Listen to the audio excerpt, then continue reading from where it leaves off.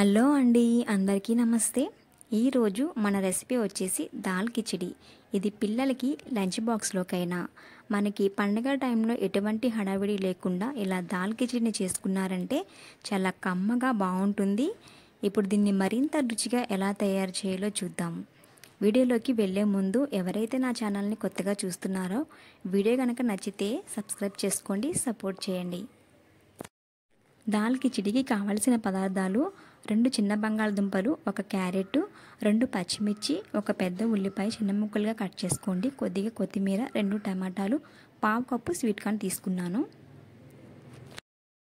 1/2 cup పెసరపప్పు, 1/2 cup బియ్యాన్ని తీసుకొని 2-3 టైమ్స్ వాష్ చేసుకోండి. దీన్ని వాటర్లో వేసి 1 అవర్ ముందే నానబెట్టుకుంటే చాలా బాగుంటుంది. ఇప్పుడు స్టవ్ ఆన్ చేసుకొని కుక్కర్లోకి 2 టేబుల్ స్పూన్ నెయ్యి, 1 టీ స్పూన్ నూనెని వేసుకోండి. నూనె కొద్దిగా వేగిన తర్వాత 1/2 టీ స్పూన్ మిరియాలు వేసుకోండి, చాలా బాగుంటుంది ఫ్లేవరు. 1/2 టీ స్పూన్ జీలకర్ర, 1 బిర్యానీ ఆకు వేసుకుని దోరగా వేయించుకోండి. ఇప్పుడు కట్ చేసి పెట్టుకున్న ఆనియన్స్ ముక్కలను కూడా వేసుకొని ఒక 2 నిమిషాలు గోల్డెన్ కలర్ వచ్చేంత వరకు వేయించుకోండి. ఈ విధంగా వేగిన తర్వాత ఇందులోకి సన్నగా కట్ చేసి పెట్టుకున్న పచ్చిమిర్చి, బంగాళదుంప ముక్కలను అలాగే క్యారెట్ ముక్కలను కూడా వేసుకొని ఒక 2 మినిట్స్ బాగా మగ్గనివ్వాలి. ఇలా వేగిన తర్వాత ఇందులోకి టమాటో ముక్కలను అలాగే స్వీట్ కార్న్ కూడా వేసుకొని 2 నిమిషాలు చక్కగా వేయించుకోండి.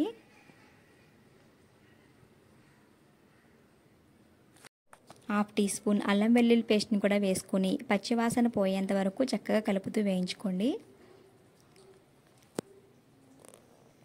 ఈ విధంగా వేయించుకున్నాక ఇందులోకి హాఫ్ టీ స్పూన్ పసుపు, 1 టీ స్పూన్ కారం వేసి మాడిపోకుండా చూసుకుంటూ కలుపుకోండి.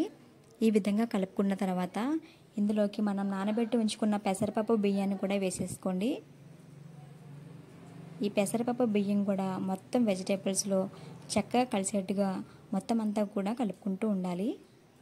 ఈ విధంగా కలుపుకున్న తర్వాత మనం ఇందులోకి లెక్క ప్రకారం వాటర్ వేసుకోవాలండి. 1 కప్పుకి జారుడుగా రావాలి అంటే 6 కప్పులు వాటర్ని వేసుకోండి. ఇలా వాటర్ని లెక్క ప్రకారంగా తీసుకుంటే కిచిడి అనేది మరీ గట్టిగా అయిపోకుండా జారుడుగా తినేటప్పుడు చాలా బాగుంటుంది. ఇప్పుడు రుచికి సరిపడినంత ఉప్పును వేసుకొని ఒకసారి చక్కగా కలిపేసుకోండి.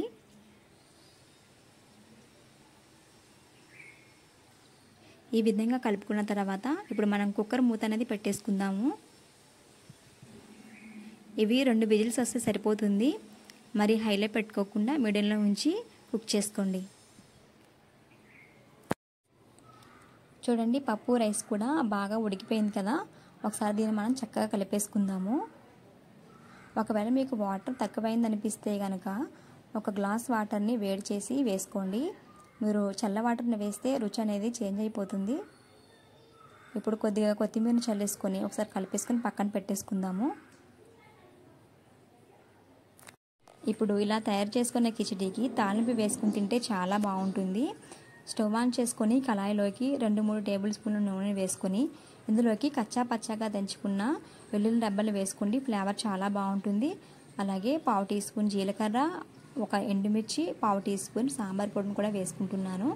ఇందులోకి 2 కరివేపాకు రెమ్మలు, కొద్దిగా కొత్తిమీర కూడా వేసుకోండి. ఈ సాంబార్ పొడి ఆల్రెడీ నేను ప్రిపేర్ చేసి పెట్టానండి, హోమ్ మేడ్.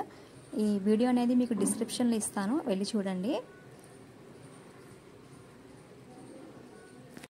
ఇలా చక్కగా వేయించుకొని కిచిడీలో వేసేసి 1 నిమిషం పాటు కుక్కర్ మూత పెట్టేసి లో ఫ్లేమ్లో కుక్ చేసుకోండి, చాలా బాగుంటుంది. ఇప్పుడు దీన్ని మనం ప్లేట్లోకి తీసుకుని సర్వ్ చేసుకుందాం. ఈ వేడి వేడి దాల్ కిచిడిలోకి కొద్దిగా నెయ్యి వేసుకుని తిన్నారంటే మీరు ఖచ్చితంగా ఫిదా అవ్వాల్సిందే. మళ్ళీ మళ్ళీ చేసుకుని తింటారు, అంత బాగుంటుంది. పిల్లలకి పెట్టి చూడండి, చాలా ఇష్టంగా తినేస్తారు. ఈ వీడియో కనుక మీకు నచ్చినట్లు అనిపిస్తే లైక్ చేయండి, షేర్ చేయండి, సపోర్ట్ చేయండి.